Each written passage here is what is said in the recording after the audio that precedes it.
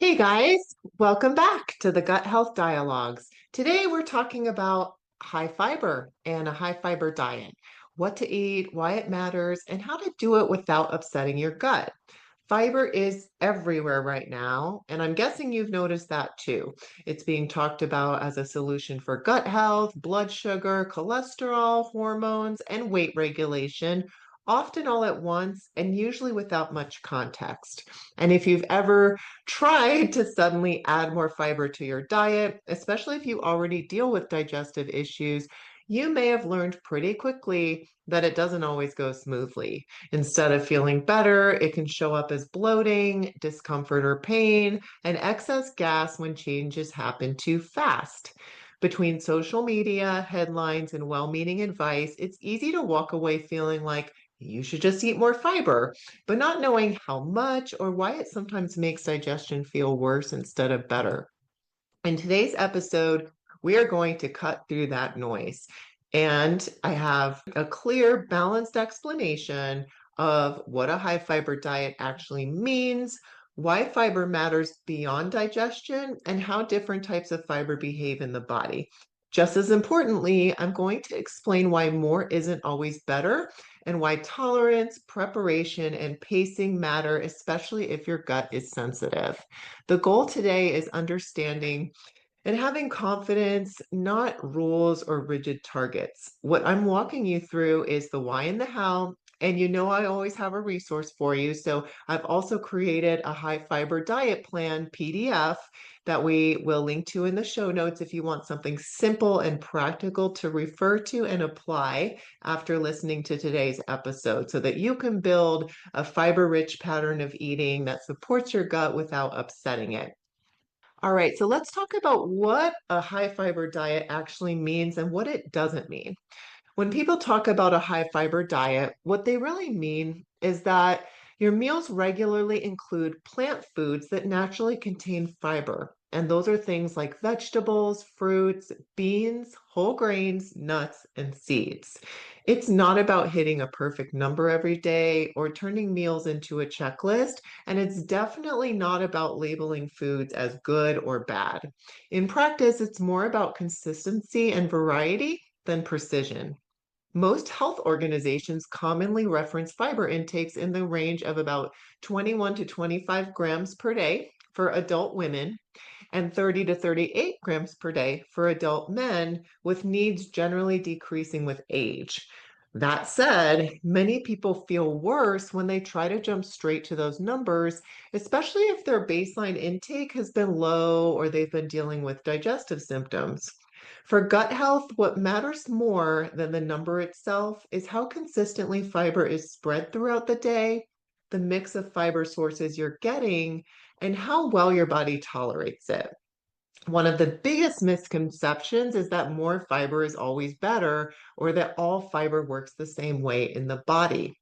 Different fibers do different jobs. Some support stool bulk, some feed gut bacteria, and some help with things like cholesterol and blood sugar balance, which is why pulling fiber from a range of whole food sources tends to work better than relying on just one type.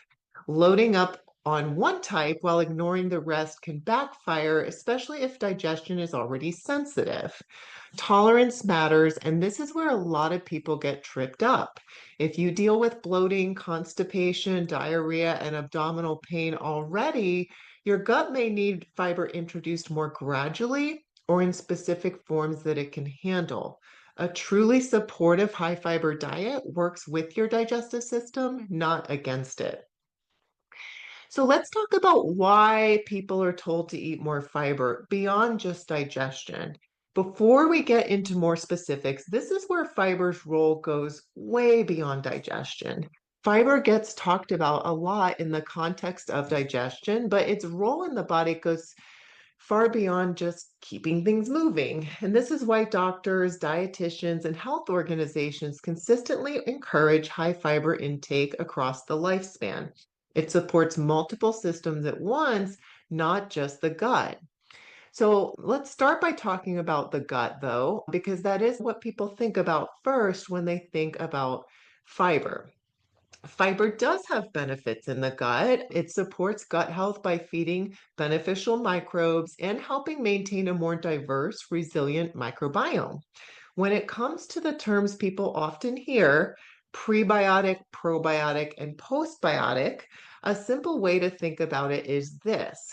Prebiotic would be fiber, and prebiotics feed not all fiber. Okay, so we're generalizing here when we're talking about one of the benefits of fiber in the gut, specifically the microbiome. So prebiotic fibers feed probiotics, which are beneficial gut microbes, and then the probiotics produce postbiotics, which are beneficial compounds that they produce that help nourish the cells that line our digestive tract, our intestines. So you can think of this as a symbiotic relationship. When we give our beneficial gut bacteria their favorite foods, fiber, they give us back by producing helpful postbiotics as a kind of thank you gift. One of the most well-known postbiotics is called butyrate, and this helps nourish the gut lining, support immune signaling, and maintain healthy inflammation balance. This is why fiber diversity matters, because different microbes in the gut prefer different fibers, leading to a broader range of supportive downstream effects. Fiber also helps with regularity and stool quality, and this is where fiber gets oversimplified a lot. While fiber is often framed as a fix for constipation, its role is more nuanced than that. Different fibers affect stool bulk, moisture, and transit time in different ways, which is why the type and source of fiber matter just as much as the amount.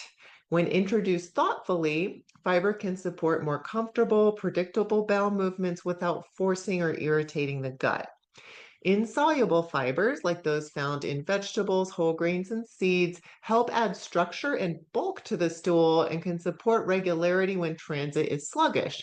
Soluble fibers found in foods like oats, beans, chia seeds, psyllium, and some fruits help hold on to water and form a softer, more cohesive stool. And that means, yes, fiber can also be helpful for loose stools or diarrhea when the right types are used by absorbing excess water and creating a more formed, comfortable stool when introduced gradually. For sensitive digestion, spreading fiber across meals and pulling from a mix of sources tends to work better than relying heavily on one type or a single high fiber food. So now that we have that foundation, let's talk about the benefits of fiber outside of the digestive tract. Well, we're still in the digestive tract, but beyond just digestion, we're talking about bile flow, gallbladder support, and hormone clearance. And this is a piece that doesn't get talked about nearly enough. Fiber plays an important role in keeping bile moving smoothly throughout the digestive tract. Bile is released from the gallbladder to help digest fats, and under normal circumstances, some of it is reabsorbed and recycled. When bile sits in the gut for too long, however, it can be repeatedly reabsorbed and converted by gut bacteria into secondary bile acids, which are more irritating to the intestinal lining and less supportive for overall gut health. By binding bile and supporting regular elimination, fiber helps limit that prolonged recycling and encourages healthier bile flow. Supporting regular bile movement also matters for gallbladder health, since bile that sits too long can become overly concentrated, which may increase the risk of gallstone formations over time. You may have heard this referred to as gallbladder sludge. So that's bile that sits too long in the gallbladder because bile flow is maybe slow or insufficient or inefficient, and it creates this sludge which over time can form gallstones. And this matters not just for digestion and gallbladder function, but also for hormone clearance, since certain hormones, especially estrogen, are packaged into bile for removal. When estrogen isn't fully cleared through the gut, it can be reabsorbed back into circulation, contributing over time to higher circulating estrogen levels or an imbalance between estrogen and progesterone. Clinically, this often shows up as heavier or more painful periods, PMS, breast tenderness, migraines, fibroids, endometriosis flares, or increased bloating and constipation around the menstrual cycle. This gut hormone connection is one reason fiber is so often discussed in the context of women's health. Adequate fiber helps move bile through the digestive tract efficiently so that estrogen can actually leave the body, supporting digestion, hormone balance, and overall comfort throughout the month. Now let's talk about fiber's role in heart health and cholesterol metabolism.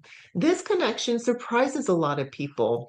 Bile is actually largely connected to cholesterol because bile is largely made from cholesterol. The body uses cholesterol to produce bile so it can digest fats, and that bile is released into the digestive tract with meals. This connection is one of the main reasons fiber plays a role in heart health, not just digestion. Certain soluble fibers act a bit like a sponge in the gut. By binding to bile and carrying it out of the body, fiber prevents that bile from being fully recycled. To replace it, the body has to pull more cholesterol from the bloodstream to make new bile, which over time can help lower circulating LDL cholesterol.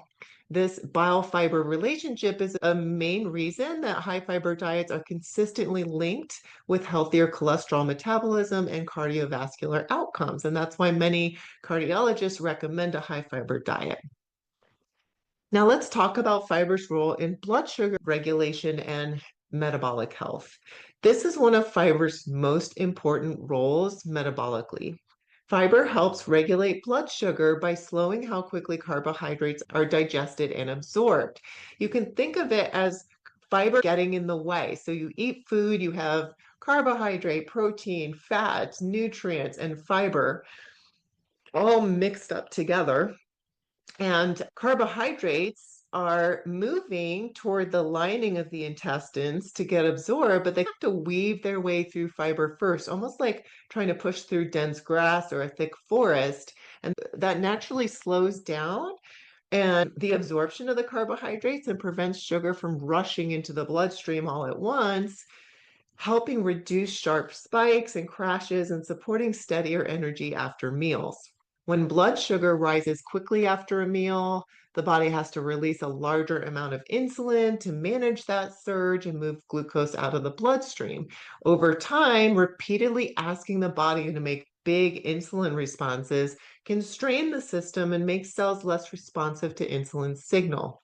Fiber helps lower that demand by slowing how quickly sugars enter the bloodstream so insulin can be released in more appropriate, manageable amounts.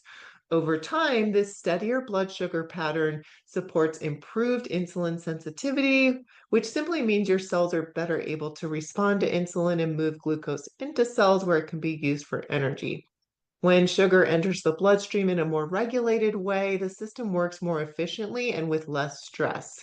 Fiber also contributes to metabolic health by increasing satiety, meaning meals that include fiber tend to feel more filling and satisfying, which often leads people to naturally eat less overall at the meal. When intake is more balanced, there's typically less total carbohydrate entering the bloodstream at once. Just because you're eating less, you feel more satisfied on smaller amounts, and that further supports more stable blood sugar levels. This combination of steadier blood sugar, a more appropriate insulin response, and improved satiety, and therefore a lower intake of calories and carbohydrates, is why fiber is consistently emphasized in conversations about metabolic health, not just diabetes. All right, now let's talk about different types of fiber and why it matters. This is where fiber starts to get a little bit more nuanced. Most people have heard of soluble and insoluble fiber, but that's often where the conversation stops. While those categories are a helpful starting point, they don't tell the full story when it comes to tolerance, symptoms, or real world application. Not all fiber behaves the same way in the body, which is why some people feel great adding fiber while others feel worse, especially when they do it indiscriminately. In this section of the conversation, we're going to go deeper into the different types of fiber, where they're commonly found, and how fiber diversity influences how supportive fiber is for digestion, metabolism, and overall health. So let's start with Soluble versus insoluble fiber. This is usually the first distinction people learn. Soluble fiber dissolves in water and forms a gel-like texture in the gut, which helps slow digestion, stabilize blood sugar, bind bile, and support stool consistency, helping that stool have more form. In practical terms, that gel can help absorb excess water, create that more formed stool, which is why soluble fiber is often helpful for loose stools or diarrhea when introduced gradually. And common sources of soluble fiber include oats, beans, lentils, chia seeds, psyllium, PHGG, which stands for partially hydrolyzed guar gum, aka sun fiber, which we use a lot in our practice, apples, pears, and citrus fruits. Insoluble fiber does not dissolve in water, and it adds a structure and a bulk to the stool. And this helps move material through the digestive tract, especially when transit is sluggish. It's commonly found in vegetables, whole grains, nuts, seeds, and the skins of fruits, and it's also present in some fiber supplements such as wheat dextrin-based fibers. Most people do best with a mix of both soluble and insoluble fiber rather than just emphasizing one type exclusively. Now let's talk about fermentable fibers, and this is where a lot of people start to notice symptoms. Some fibers are fermentable, meaning gut bacteria can break them down and use them as fuel. This fermentation is how beneficial postbiotics like butyrate are produced, but it's also why certain fibers can cause bloating or gas if intake increases too quickly. This effect can be more noticeable for people with sensitive digestion or bacterial overgrowth, where fermentation may happen more rapidly or higher up in the digestive tract. And that's something we see frequently in GI focused care. The process itself isn't the problem, but the rate and type of fermentation matter, especially for sensitive guts. Many prebiotic fibers fall into this fermentable category, which is why they can be supportive in some contexts, but problematic in others. Fermentation itself is not the issue.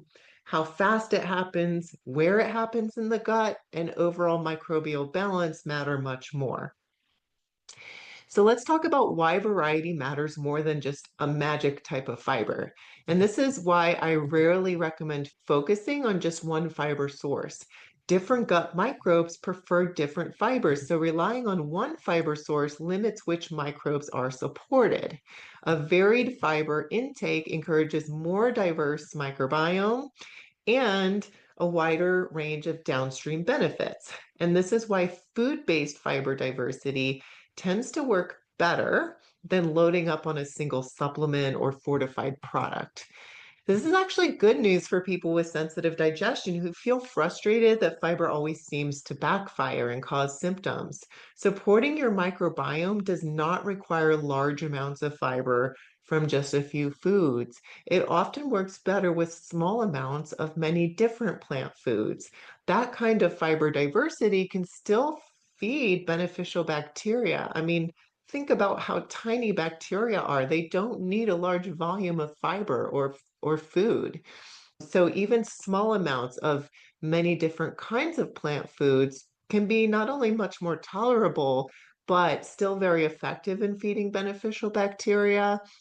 And this is one of the reasons I came up with the veggie mash, which we will also link to that guide and recipe on how to make a veggie mash in the show notes. But it's basically finely chopped up or blended vegetable mixes that you can add even in small amounts to soup, stews, smoothies, just as a side to your entree to give you that fiber diversity, even if you're not able to tolerate very much. And that's a really helpful starting point for some people. Now let's talk about what counts as prebiotic fiber, because I mentioned prebiotic fiber earlier, and I said not all fibers are prebiotic. So this is where some people can get tripped up. Prebiotic fibers are fibers that selectively feed beneficial gut bacteria. They're found naturally in foods like onions, garlic, leeks, asparagus, oats, beans, lentils, bananas, and many whole grains.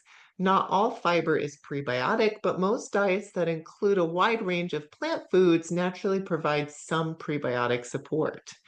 Prebiotic fibers can also show up as ingredients added to foods or supplements such as inulin, fructooligosaccharides or FOS, galactooligosaccharides or GOS, partially hydrolyzed guar gum, PHGG, chicory root, and resistant starch. These can be helpful, but they can also trigger bloating or discomfort in people with sensitive digestion if introduced too quickly. This is actually the category of fiber that can be very, very problematic. And it's funny because, people start to have gut health issues, they start to have symptoms, and they think, let me take a probiotic or prebiotic. Well, a lot of probiotic supplements actually have these prebiotic fiber additives in them. The idea behind that is to feed the probiotic and make it proliferate more easily. But that can really backfire if you're already symptomatic.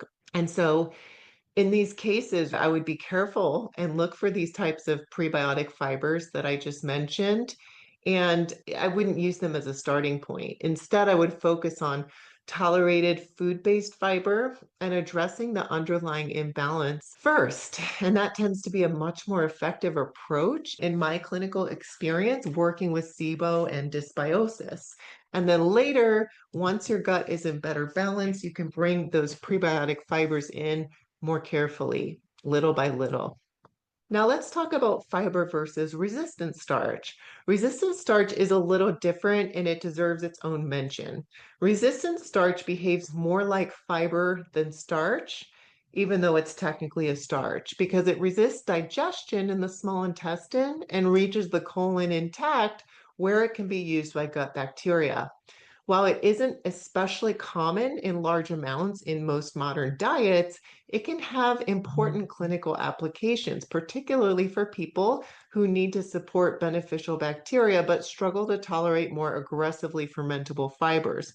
In our practice at Nutrition Resolution, we often think of resistant starch as an early step for gently feeding good bacteria in clients who need microbial support, but may still be working through a healing protocol or some sort of gut rebalancing protocol.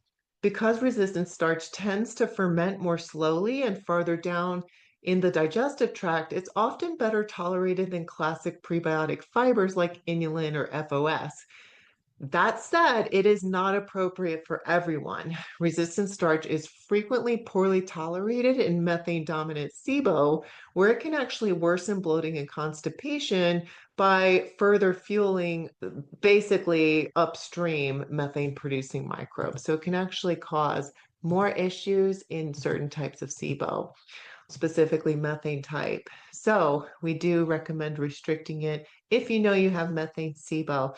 Food sources include cooked and cooled potatoes, rice, oats, legumes, and small amounts of green or unripe banana. And just to clarify, that's cooked and cooled potatoes, rice, oats, and legumes. It's the cooling process that allows that resistant fiber to form. And then green bananas that do not have to be cooked or cooled. As with other fermentable fibers, resistant starch works best when introduced slowly in small amounts and in the right clinical context rather than being used broadly or aggressively.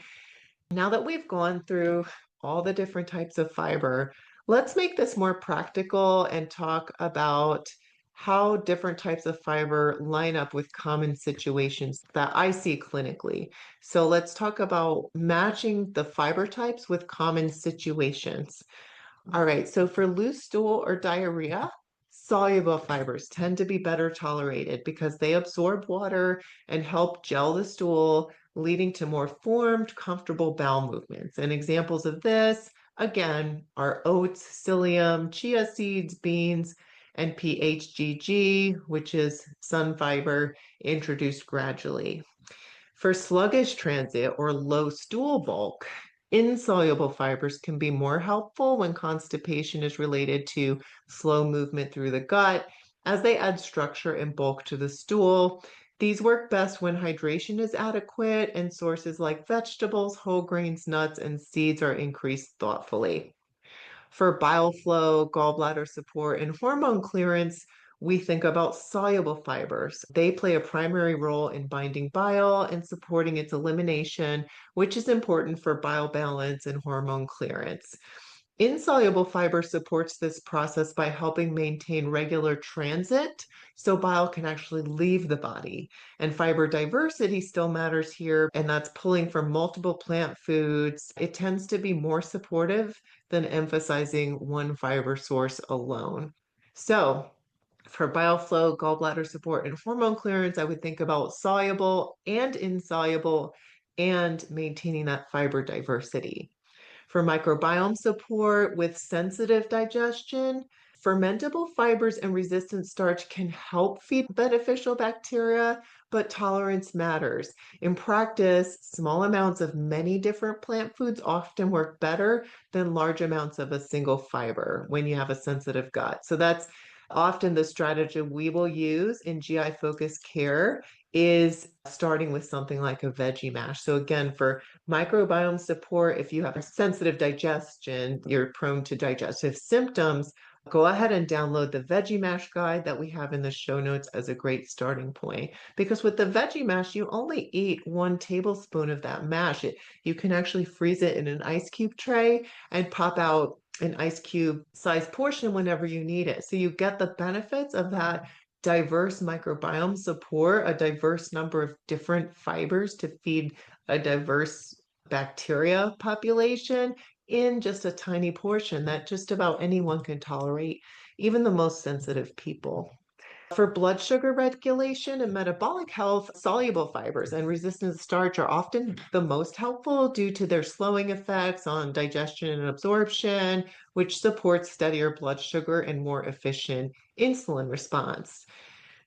And in general, when symptoms flare easily, timing and sequence matters. Fiber can be incredibly supportive, but it works best when introduced in the right phase and informs your gut can actually tolerate rather than all at once or in concentrated doses. So often initially we're looking more at fiber diversity in small portions, and then as you're able to work through maybe a protocol to rebalance your gut bacteria or clear SIBO, then you're able to finally build up the amount of fiber a little bit more.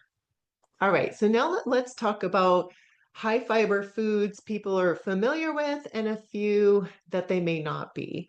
And let's make this more concrete at this point and talk about actual foods. So when people think about a high fiber diet, a few familiar foods might come to mind, and for good reason. So things like beans, lentils, whole grains like oats and brown rice, vegetables, fruits, nuts, and seeds are all naturally rich in fiber and form the backbone of many fiber-forward eating patterns. These foods are often the starting point that people already recognize when they're told to eat more fiber. Often overlooked or better tolerated options might come into play though. So where things often get missed is how those foods are prepared and which versions tend to be better tolerated. For example, well-cooked vegetables are often easier on digestion than raw ones, and peeled or softer fruits can be more comfortable than very fibrous skins. Oats, chia seeds, ground flax, and beans prepared thoroughly or in small portions are often overlooked as gentler options that still contribute meaningful fiber without overwhelming the gut. A food-friendly way to build fiber might be, so there are also foods that contribute to fiber intake, but don't always get credit because they don't look high fiber on paper or on the surface. And this would be foods like cooked and cooled potatoes or rice, soups and stews with mixed vegetables, blended or finely chopped plant foods, nut butters, where the fiber from whole nuts is already broken down into a gentler texture, and even certain seeds and grains used in smaller amounts can quietly add to fiber intake while staying much more tolerable. This is part of why a food-friendly, inclusive approach tends to work better than trying to force large portions of a few super high fiber foods. Now, sometimes a high fiber diet can backfire. It's very common for people to feel worse, as we're talking about, at least initially, when they try to eat more fiber.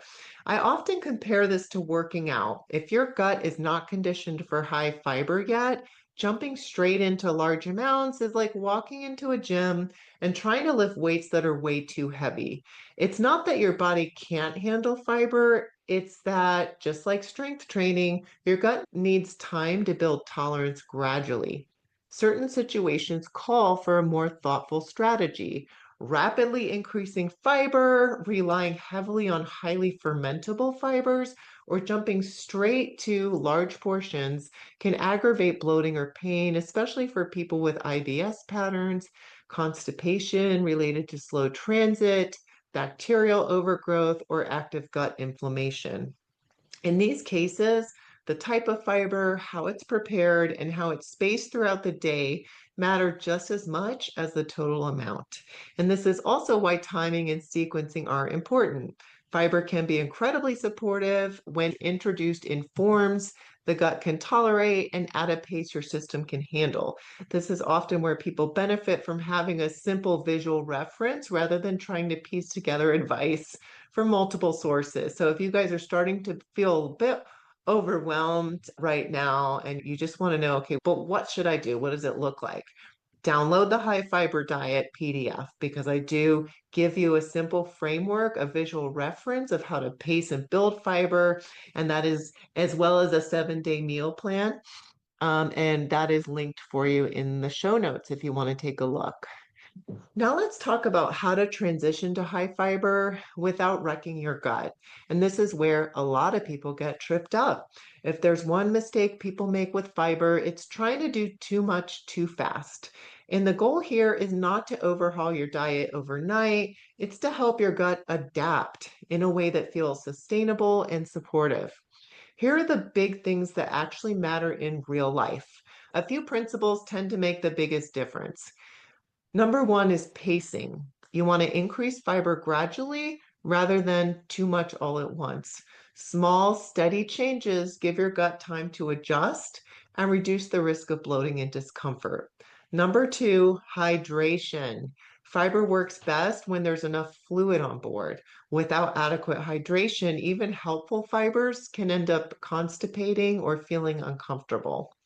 Number three, spread fiber across meals. Instead of loading most of your fiber into one meal, distribute it more evenly throughout the day. This is often much better tolerated, especially for sensitive systems. Number four, pay attention to preparation. Well cooked, blended, chopped, or softer textured plant foods are often easier to handle than large amounts of raw or very fibrous foods, particularly early on. And number five, think consistency over perfection.